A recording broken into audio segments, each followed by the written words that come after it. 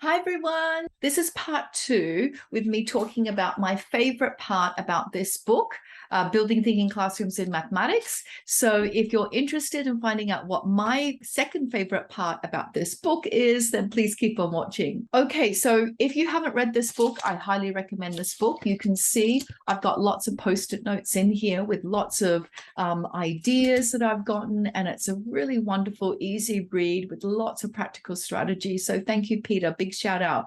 Now, my next favorite chapter is chapter 7. And the chapter 7 is about what homework looks like in a thinking classroom.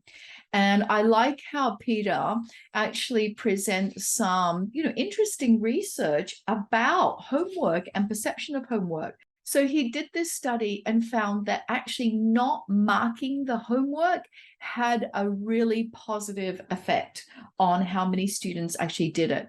Because I think it's important that it's not about putting the homework in a mark book and then giving it a grade and then having it, having whether you've completed homework or not contribute to a grade, but trying to teach students that independence, that ownership over their learning. We have to think about what is the purpose of homework actually. Homework is actually, I think, to reinforce understanding, to try and promote some procedural fluency, which sometimes we need. But I don't think homework should be drill and kill and 100 questions of the same type. We have to be really careful about what we choose students to do when they're actually doing work at home outside of the lesson. And we also need to reframe and rebrand it. As Peter says, he suggests that we call it check for understanding. So rather than saying homework, because as soon as you use the word homework, you hear this groan and moan across the classroom, no, I don't want to do homework. But when you actually reframe it as check for understanding, well, doesn't everyone want to kind of check for understanding? And if you make homework voluntary and say check for understanding, it doesn't contribute to your grade at all, and it's not graded, and there could be a really positive impact on students. And so if you've read the book, you know that at the end of every chapter, he has this lovely summary of macro move and micro moves. So I'm just going to share those macro moves and micro moves with you. So from chapter 7, macro move gives students an opportunity to do check your understanding questions. So just rebranding the whole idea of homework as check for understanding and checking your understanding. The micro moves are do not mark it, do not check it, do not ask about it, which you think is quite controversial. But in his research, he's found it's had a positive effect, and more students have actually completed homework on a voluntary basis. And then he also says, don't use words like practice or assignment. They must be trigger words, I think, for students. And use phrases like, this is your opportunity to check for your understanding. And he's also got as a micro move, provide answers at the same time when you give check your understanding questions. I think that's key.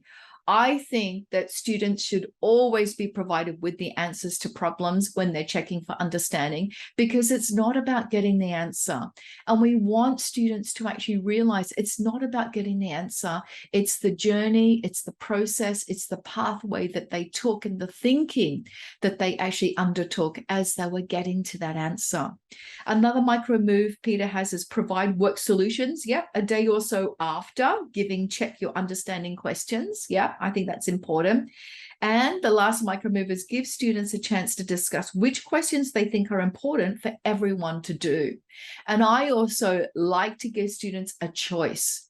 So say here is, a few questions. Which ones do you want to do? Which questions would you like to self-select for your own homework? Oh, no, we're not calling it homework. Which questions would you like to select to check for your understanding, to check that you understand the concepts here? So that is my second favorite part about homework, and really trying to give students their own ownership over their homework and agency as well, by letting them choose homework questions, but not marking it, not checking it, providing the answers, and then after they've tried to attempt at providing solutions so that they have the onus of looking up, those solutions and learning from them. So thank you so much for joining me again this week, and I hope to see you next time. Bye.